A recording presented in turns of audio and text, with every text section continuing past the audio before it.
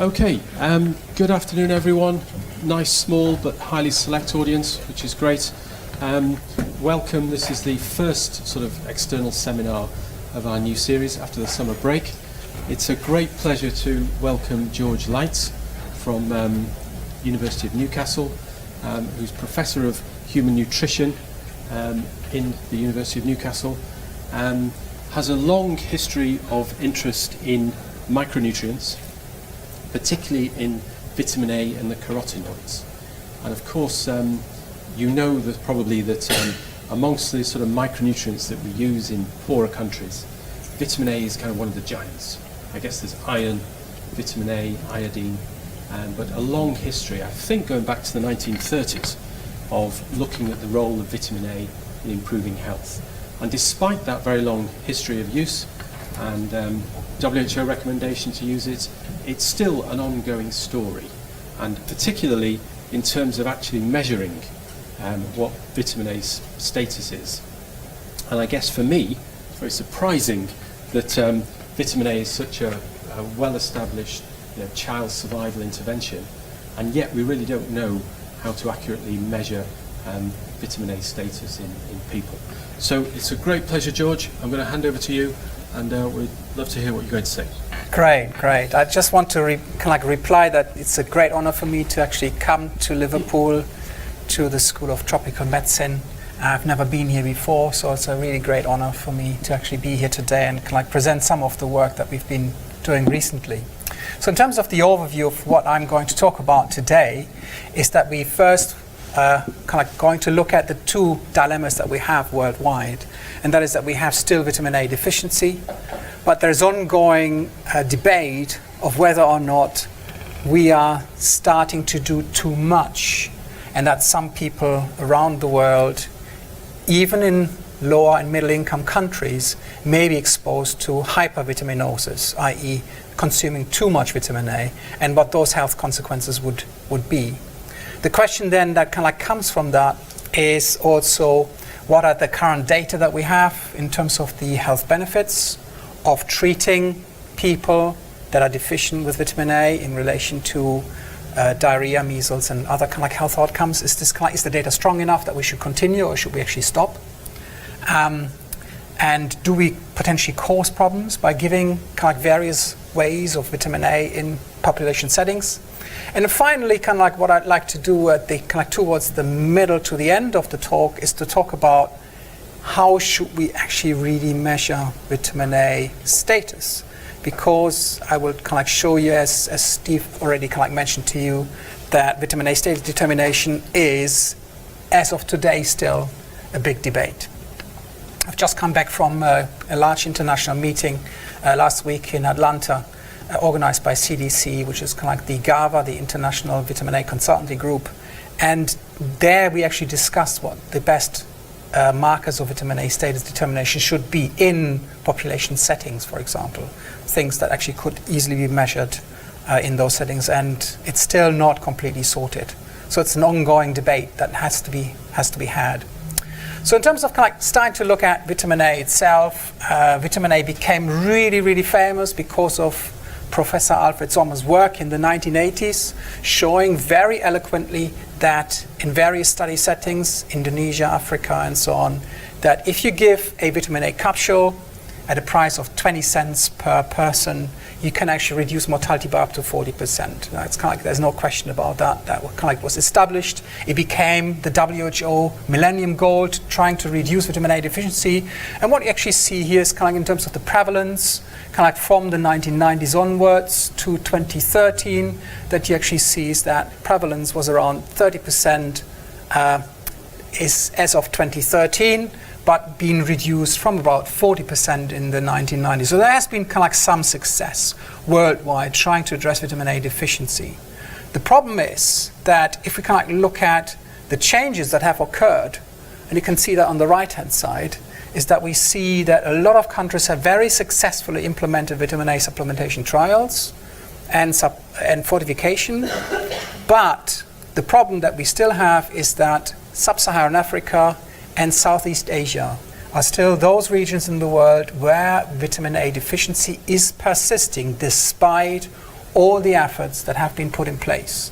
So we're still looking at around 30% of deficiency in those settings, which is quite large. The next question we need to ask ourselves is, shall we continue? Is there some evidence even today that is actually continuously showing a benefit? And the answer to that one is yes, it is. And you can see here the meta-analysis that was conducted in 2015, a Cochrane review indicating that we have 24% reduction in all-cause mortality. And if we can look at the overall range of how many children actually die of vitamin A deficiency, we see here that's about 2.3% of the total deaths in children are attributed to vitamin A deficiency, or 157,000 child deaths per year. So that's quite a large amount of numbers. So it is persisting, unfortunately. Because of that, WHO has not changed their policy. And the policy setting in the moment says that where there's vitamin A deficiency as a public health problem, vitamin A supplementation as recommended to infants up to 5 years of age is still recommended. And that means that as soon as you hit 1 year of age, you get 100,000 international units. Then every half a year, you get one tablet, 200,000 international units. That should be continued till you reach the age of 5, and then the program is stopped. And that's currently what countries do worldwide. GAVA, who's more or less the Global Alliance for Vitamin A, is monitoring and giving some advice as to how things should be happening and when a country should take off the vitamin A supplementations or should discontinue the vitamin A supplementation. One of the critical factors that they've established is that if the prevalence falls below 5% on 2 subsequent evaluations, then vitamin A supplementation on a governmental basis should stop. Now, what's the situation worldwide? And that's just came out in a review this year by Viet et al. And very shockingly showing us that 2/3 of all countries where we have some data on vitamin A deficiency do not collect vitamin A status in their populations, or where there is data, it's more than 10 years old. So if we go back to the recommendations from GAVA, that we are allowed to stop the supplementation programs if there are frequencies of below 5% on at least 2 occasions, then currently in most countries worldwide, we will never stop vitamin A supplementation. That is not a situation where we want to be in. So clearly there has to be a much more concerted effort in trying to have more coherent coverages of vitamin A deficiency in countries where we have currently a problem. And that is currently really, really missing. Another way of addressing vitamin A deficiency is what happened in Guatemala. Guatemala is a beautiful example as to how fortification can work really, really effectively. And you see here the first assessment from the 1960s and 70s that there was a high prevalence of vitamin A deficiency, about 26% in the population. They then introduced the fortification of sugar and made that obligatory. So any sugar that's been sold in Guatemala had to be fortified with vitamin A. And you see here that the prevalence actually dropped dramatically, especially they actually did that first, stopped it, then reintroduced it, and have now shown on 2 subsequent evaluations that the vitamin A deficiency rates are way below 5%. So that's why Guatemala has started to stop vitamin A supplementation programs, because it just simply is not necessary anymore, because they actually managed to drop the rates quite sufficiently. But that's not where the story stops. What we now know from a neighboring country, Nicaragua, where vitamin A status have been determined by using the isotope dilution technique, and I'll come back to that later. That's the only way of really measuring the true vitamin A status in an individual. We now see that a high percentage of children in those settings have vitamin A concentrations in their stores that are above a cutoff point that we regard as potentially being problematic, as they have potentially far too much vitamin A in their stores. And the question now arises that if we can implement these programs, do we actually start creating a new problem by being so vigorous trying to eradicate the vitamin A deficiency problem that we are now starting to create a new problem, which is hypervitaminosis A? if we kind of like look at what happens depending on the vehicle you use, you can see, and that's a beautiful publication from UC Davis, where they've actually looked at what is the likelihood of a percentage of the population consuming more than the upper limit of intake. So remember, when you kind of like look at vitamin A requirements, you're looking at the recommended daily intake or the recommended daily allowance, and then you have a safety factor to a level that is still being regarded as safe, but you should be below that level, which is what we call the upper limit. Above the upper limit is a kind of concentration of a nutrient that you should not consume. So if we're kind of looking at here total vitamin A intake, that's kind of like below the average requirement. That's kind of like the blue line here. If you look at the vitamin A intake that is above the requirement, you can see the percentage of the population. And you see here that with wheat flour and with sugar, we kind of like come to a overlap of the curve relatively quickly if we're kind of looking at milligrams of vitamin A per kilogram flour or per kilogram sugar. So you see at around 10, 12 milligrams per kilogram sugar, you get to a situation where the amount of people that actually are declining in terms of the average intake, but those consuming far too much, overlaps.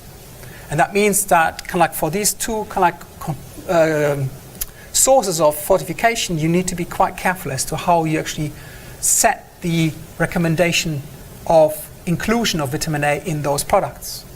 Wherever the same does not apply, for example, for bouillon cubes, which actually have been tried in West Africa quite successfully. So you see actually here that you never really get very high levels of the population reaching levels above the upper limit of intake. So it really depends on the kind of like vehicle of food that you actually kind of like also supplement to be able to kind of like get these effects.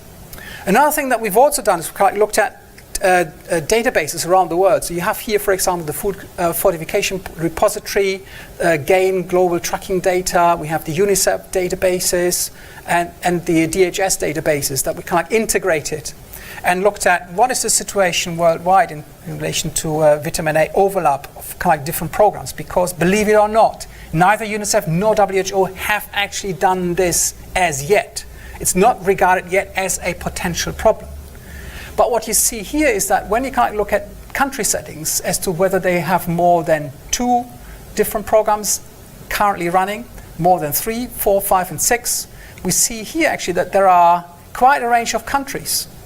And these are the countries here that have more than 3 interventions running in the moment, where potentially there is overlap and also potentially indication that actually certain people may consume too much vitamin A. Now, what are the consequences? Well, the consequences could be manifold.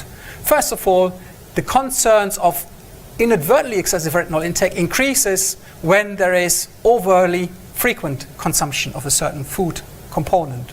Or also when you have a concurrent use of fortified foods, micronutrient powders, but then also commercially fortified products, and on top of that, vitamin A supplementation programs that are also happening at the same time. Now remember back that 2/3 of the countries where we have vitamin A deficiency have not run a vitamin A status assessment or haven't done it for more than 10 years. So no one really knows what the current situation is in relation to kind of like the overall exposure, especially in those countries where we know from the databases that they run 3 and more different programs at the same time. What are the consequences? Well, the consequences, as I've already shown, you can like could be that liver concentrations increase over a certain cutoff that is not regarded as being beneficial.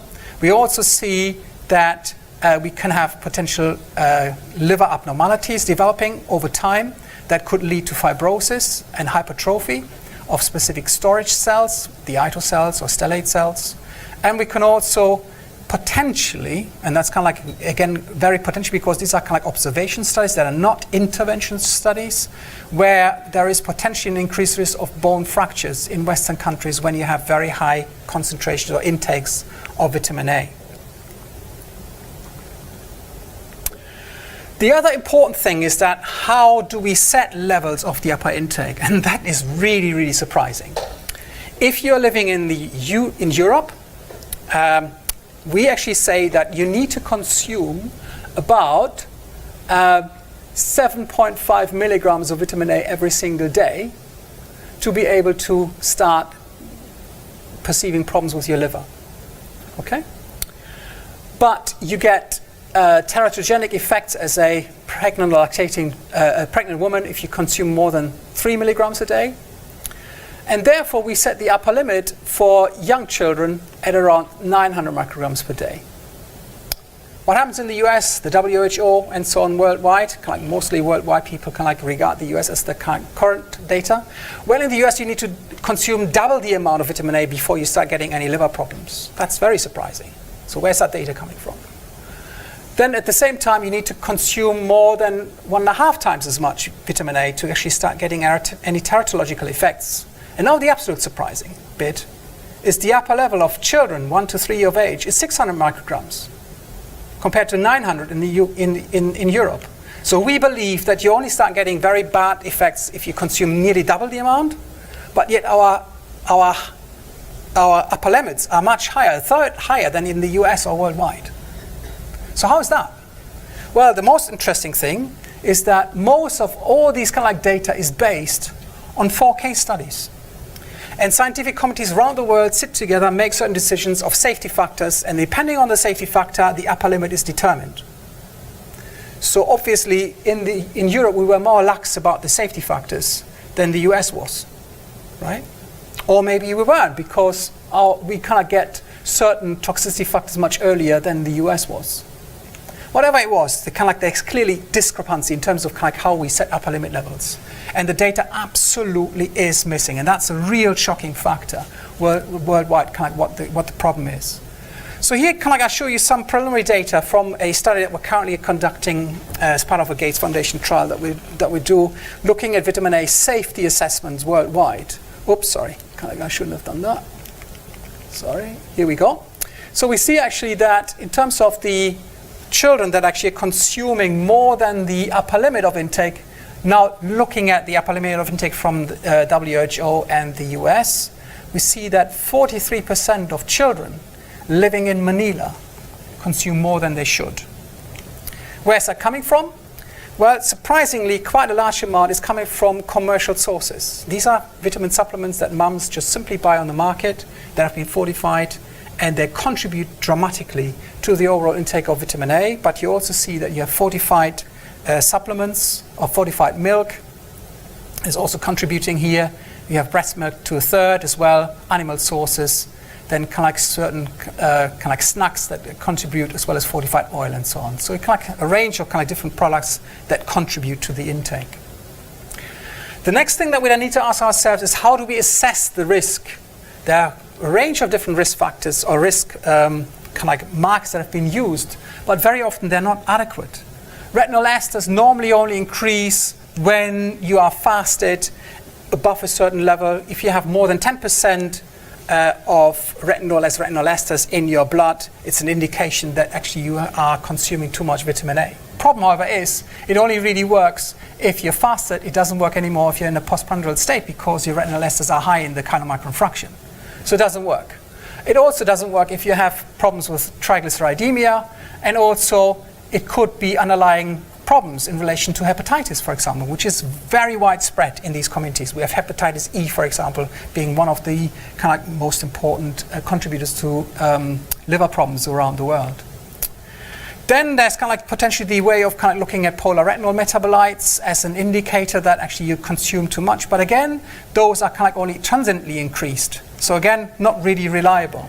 And then finally, I'm going to talk about this. The retinol isotope dilution technique is a very good way of measuring total vitamin A status, but when it gets to excessive states, there is the most likelihood that the liver vitamin A gets stored away into specific areas of the hepatocyte that do not exchange anymore. And the principle of the retinol isotope dilution technique is that every single store needs to exchange with the circulating retinol, otherwise you can't detect it. So again, there's a big question mark whether that technique even works. So there's a clear lack of true good indicators of vitamin A toxicity. And that's really what the current global vitamin A safety assessment study wants to assess, or GLOVITAS as it's shortly called. So what that study actually does, and I'm not going to talk about much, you just can't mention this here so that you're aware of it. We're currently doing a study where we identify children with very high intake, so we're looking at children above the upper limit, and determine whether this is associated with markers of hypervitaminosis A, and whether that has an implication for the upper limit. We also analyze liver concentrations of people that actually have deceased in Guatemala, who have been exposed to very high vitamin A concentrations over 30 years, and to check what their concentrations are, and also whether there's any kind of direct implications on gene expression levels, but also to kind of look at completely new biomarkers of vitamin A toxicity by using an animal model and trying to expose them to very high levels to see which vitamin A or which biomarkers actually are expressed and could be used in wider applications. So there's kind of like various ways that we kind of look at different indicators. So vitamin A stores by using the isotope dilution technique. We're also looking at kind of various markers of excess vitamin A tissue concentrations. And here, as you kind of see, a retinol binding protein, retinol esters, glucuronides, and oxyretinoids, markers of bone and osteoclast and osteoblast function, markers of fibrosis, but then also kind of like potentially other markers that we actually hopefully discover as we go along in the trial. Now, why is it so important to kind of look at, for example, really the indication as to where you are in terms of your status indicator? Well, the critical thing to remember is that most studies nowadays still use this, the plasma vitamin A concentration.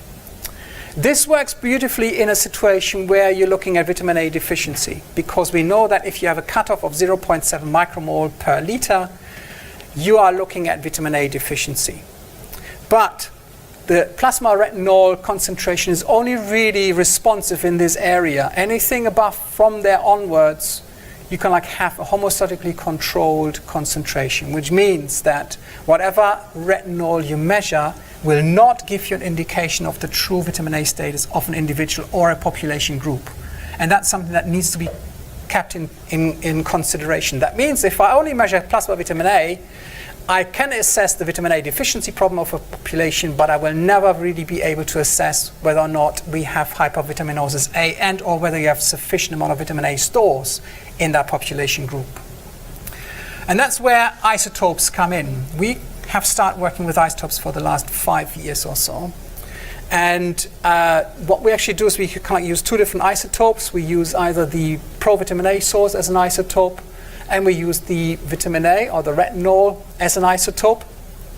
And what we do actually, we obtain them in a way that they are stable labeled. So this carbon-13 is not radioactive. And I need to stress that out very clearly. It's not a carbon-14, it's a carbon-13.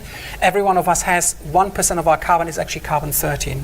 But you will not find this molecule in nature because you will not find the carbon-13 enriched exactly at these kind of like positions.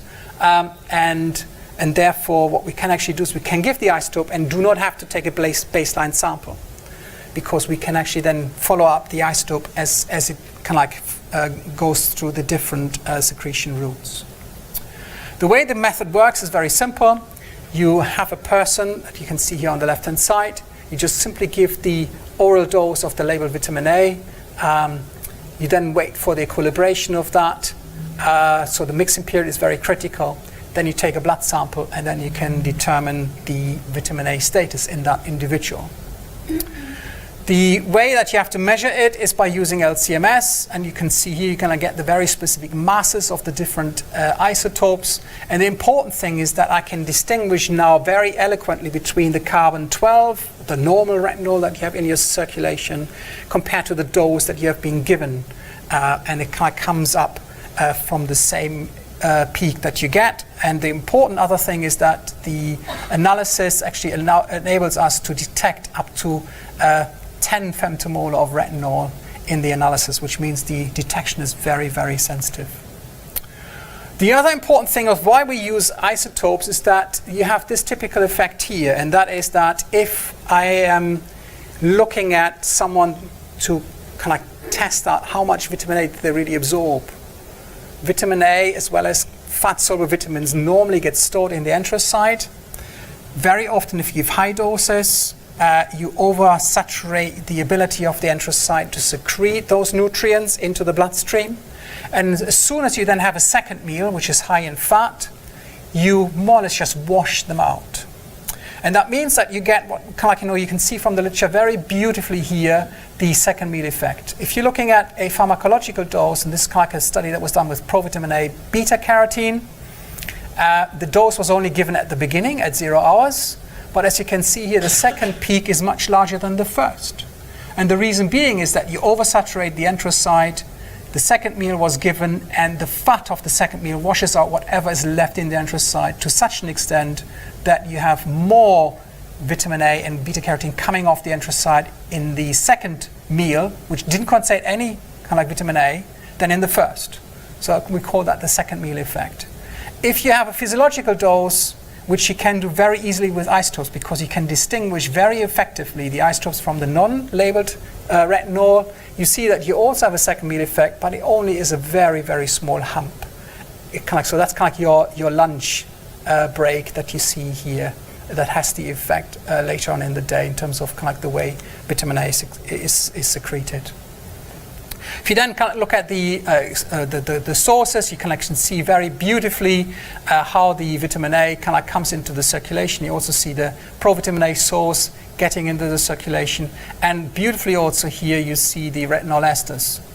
The beauty with this analysis is you can actually distinguish now as to what comes from the intestine, because that's the retinol esters. They get secreted by the enterocytes and get cleared by the liver, and then you at the same time see parallel the retinol coming from the liver and entering the circulation system bound on RBP.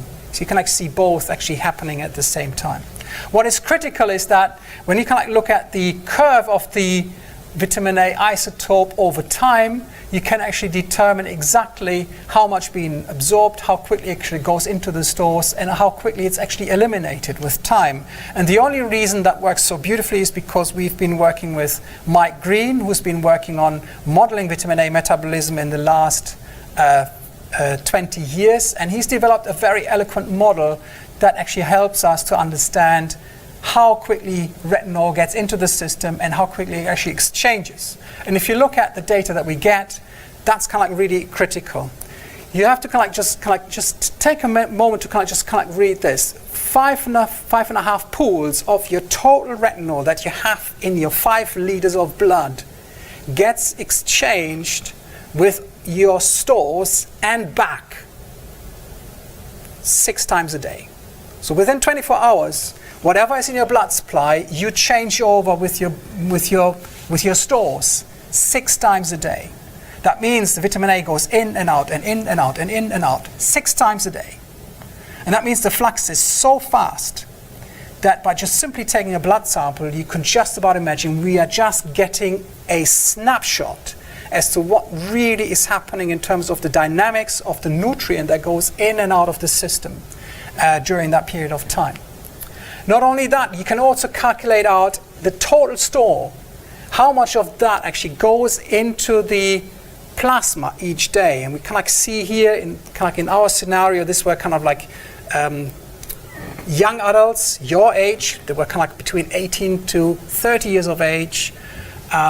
They were showing that 70% of their stores was coming in and out of the circulation during that time. 6% of the retinol that you have in your system is lost every single day. And then on top of that, we also can calculate out how quickly retinol comes from the chylomicron is actually then taken out of the chylomicron in the circulation. And that happens within 2.7 or roughly about 3 hours time. So you get all that information, but more importantly, also what you actually get if you do the calculations is you get an indication as to how quickly the isotope that you give starts to be more or less in equilibrium with the total stores that you have in the system, and that is critical. Why is that so critical? Because up to now, Jim Olsen had put out a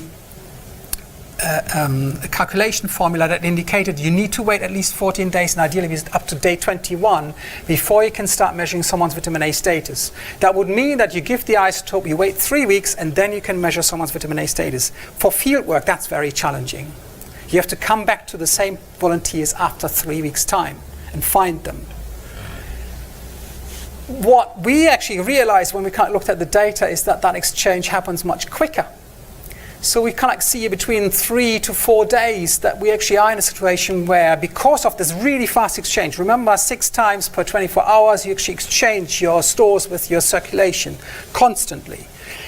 Over 4 days, you have more or less reached a time point where you can realistically take a blood sample and estimate someone's vitamin A status. Now, why are we so confident about that? For various reasons. First of all, your elimination rate is determined by your status. So if you have a low status, you eliminate not as fast as if you have a high status. So the high status, as you can see here, the recovery rate is much, much lower. And the question that you have actually, if you wait far too long, i.e. 10 days, 14 days, or even 21 days, you will see that if someone has a high status compared to someone with a low status, the variation is so large that in fact, and that's true currently for the old equation, the Olsen equation, you cannot determine someone's individual vitamin A status. You can only tell something about the group's vitamin A status because of that massive variation that you have between individuals. If, however, you go and you can look at what is driving that variation, we have actually realized with our data that the variation is driven by the individual's ability to eliminate vitamin A from the circulation. And that is very individual and very, very much showing that that actually has a massive influence. So if you look at the factors that contribute the variation, you will see that the lowest variation is actually found at the time point of about 4 to 5 days, where we know we are already in an area where we could effectively measure vitamin A status. And not only that, the reason why it works so well is because we know that the variance of looking at the total body stores at this time point is mostly driven by the ratio of the labeled versus the non-labeled retinol. And that's the parameter you actually measure. So by going much earlier, you are actually now able to determine vitamin A status by using the isotope. And not only that, you don't have to take 11 or 12 different blood samples per individual. You can just take one blood sample at 4 days and compare that to the modeling data, and you see that there is a perfect fit.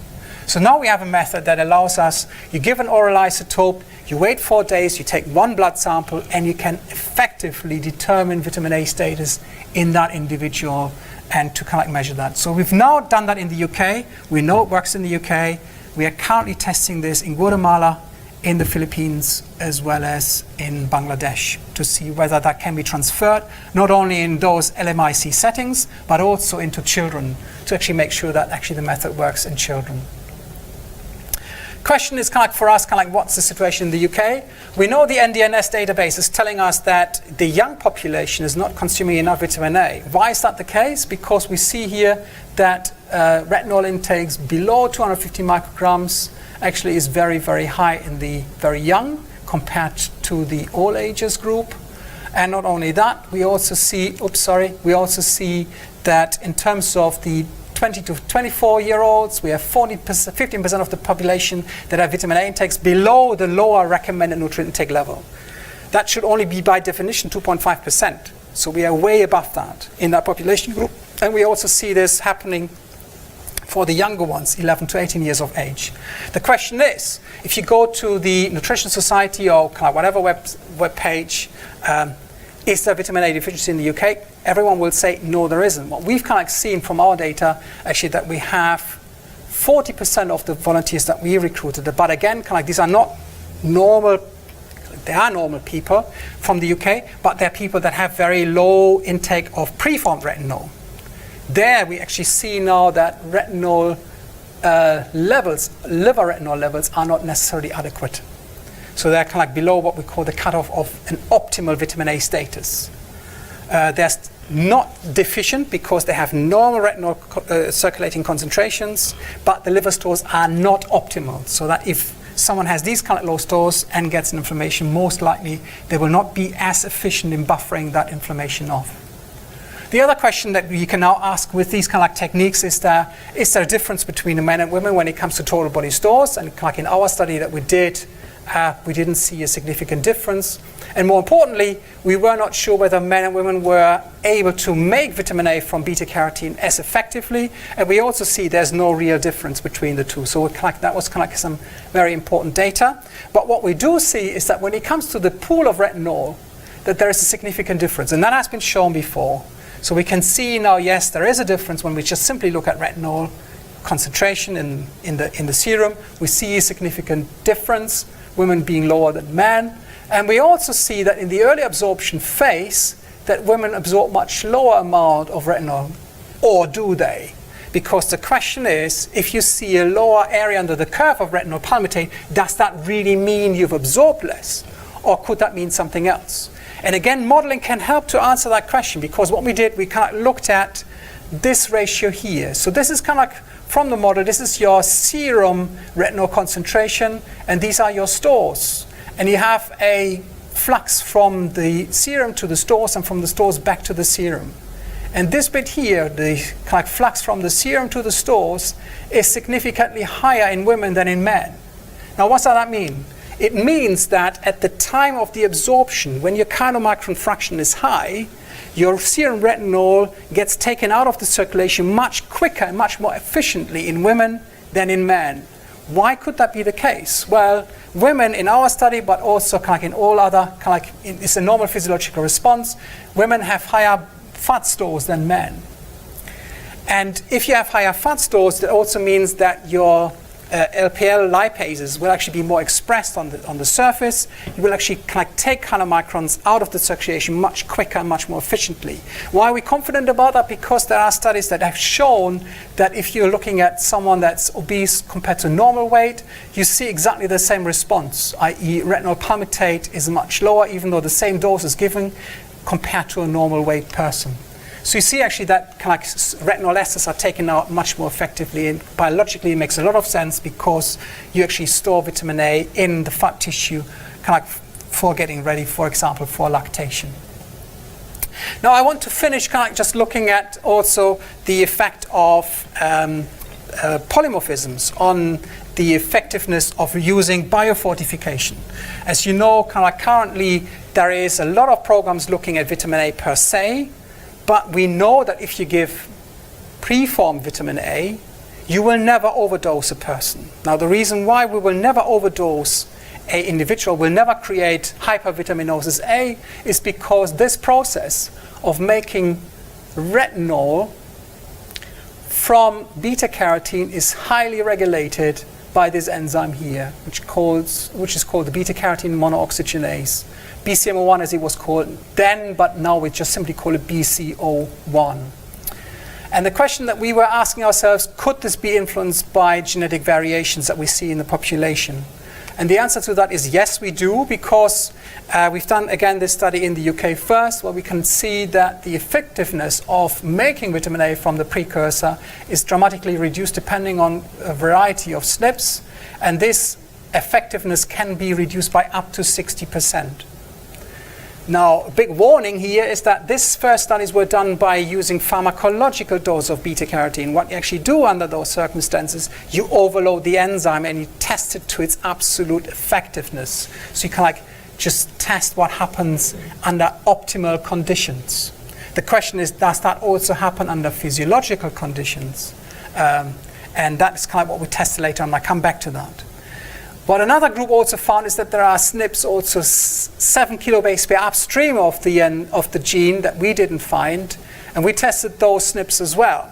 And why are those SNPs important? Because what they actually do, and that was kind of recently very eloquently shown by Johannes von Lintig's group, is that if you have these SNPs in this area here, they are at a site where the intestinal homeobox protein binds. If that homeobox protein binds to the DNA, BCO1 or our monooxygenate is not expressed. And this is the beautiful negative feedback mechanism that I talked to you about, i.e. you cannot overdose yourself with beta-carotene, because as soon as beta-carotene is made into retinol will be transformed to retinoic acid. Retinoic acid activates ISX binds and inhibits BCO1 expression. So you have a direct negative feedback mechanism. But that feedback mechanism is somewhat overridden if you have the T allele here, because that's when the protein can't bind and it doesn't have an impact on BCL1 anymore. Okay, so that's kind of what happens in the intestine. So we tested if different polymorphisms in that area show that there is an impact on the conversion rate, and we shown actually that actually is the case. And that brings me back then now to our isotope studies, because what you actually see is the typical response. You give beta carotene, and you see here the area under the curve of beta carotene absorbed in the first 24 hours. You look at the amount of retinol being formed from that beta carotene, and if you are a really good absorber and converter, you should have a beautiful reaction. Loads of beta carotene, loads of retinol coming from that dose. But what do we see? The majority of people are here, what we would call low responders or non-responders. We're talking about a very high percentage of that population group. We see some population groups being here. These are those when you have low beta carotene, they're not very much absorbed the beta carotene a lot, but convert it very effectively. Whereby you actually have also this group here, which means you've absorbed it very well, but you didn't really convert it effectively. So you have actually 3 different groups within the population, and you need to know more or less where you are. But what is interesting is that the absorption has the highest variability, i.e. 62% of variation in the ability to absorb, around 20% of the dose. But in terms of the conversion efficiency, that's actually quite high. You're talking about an average of about 70% of the dose that's been absorbed has then been converted, whereby the variation actually is relatively small in comparison to the absorption. So most of the variability that we see in terms of being able to use the precursor to make vitamin A comes from the absorption rather than the conversion, because between 40 to 90% of the dose that's being absorbed can then be converted from the data that we have so far. Now, what could contribute to all these different factors? Now, we've looked at various things, and what you see here is that, first of all, the absorption plays a really important role. Sorry for that. And you see that here, the absorption here is potentially sometimes being driven by specific proteins. That could explain why we see massive variation in here. We then have the conversion itself that actually is dependent on the BCL1 enzyme that actually is in the enterocyte. But we haven't to forget that you need to secrete the chylomicron from the enterocyte into the lymph system. You then need to take it out from the lymph and the blood system by using LPL.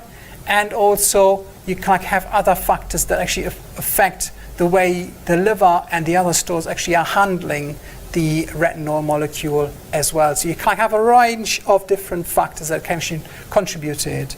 The question that we then ask ourselves is, can you overcome these effects by supplementation? And we can see that those that actually are low responders seem to be responding when you give beta-carotene supplementation, which is important. But the question that we were asking ourselves is, how important are these genetic variations in response to, for example, a beta-carotene supplementation? And what we've done is actually a random forest algorithm analysis, where we looked at the importance of different variables using this analysis by looking at all the different factors. What you see here nicely is anything that's in blue are the shadow indicators, so we can see the absolute minimum, median, and maximum effects.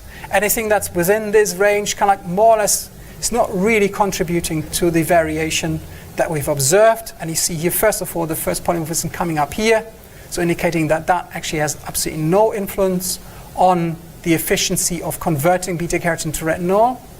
The other polymorphism seems to be somewhat important, but only at a very low level. But what is really critical is how efficient you had been at the beginning of the trial. So if you determine someone's efficiency at the beginning of the trial, you more or less can predict how well they will be in making vitamin A from beta-carotene precursors. Likewise, what you see here is that the ability to absorb beta-carotene is also extremely important in determining whether or not someone is efficient in using these precursors. And then, of course, whether you've converted them into retinol esters also is an important factor. So you see actually here that what I call more or less the physiological factors somewhat are more important than in fact actually our genetic factors from the analysis that we've done so far. So that's kind of like bringing me to the summary of the talk, and kind of just to kind of like summarize what we've talked about today. So vitamin A deficiency is still a worldwide problem. It's still kind of responsible for a lot of deaths worldwide under 5-year-olds. Programs are still needed, especially in sub-Saharan Africa and Southeast Asia, to make sure that we eradicate vitamin A deficiency worldwide.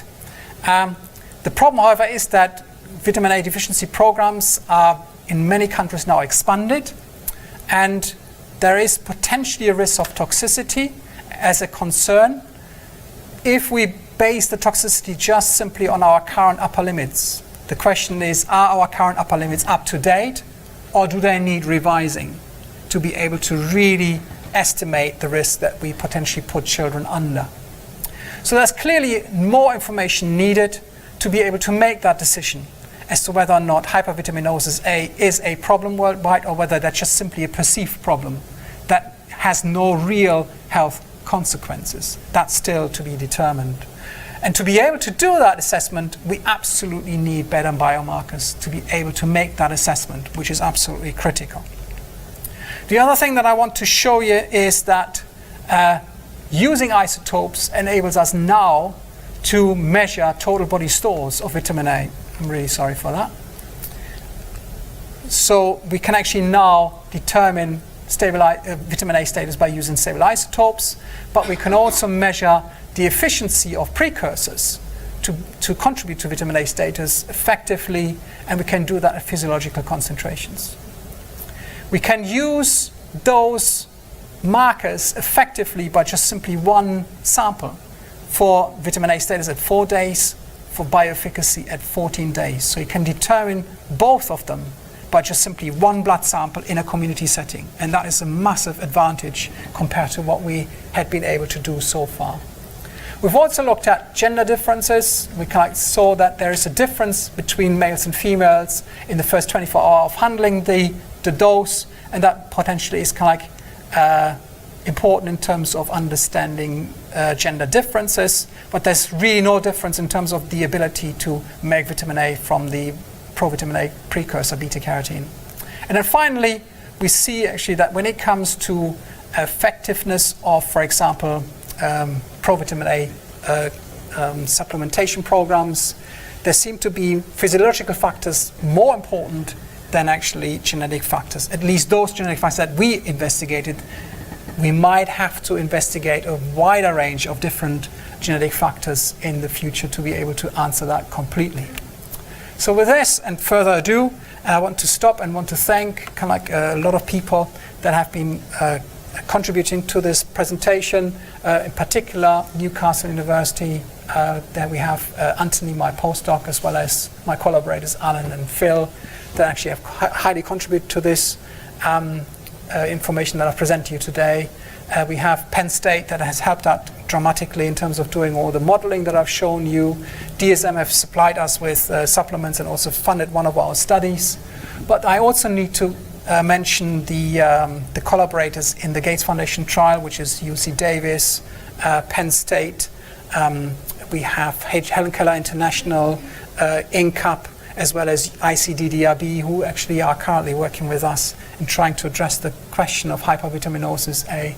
And of course, all the funders that are important and need to be mentioned here that have contributed to our work. Thank you.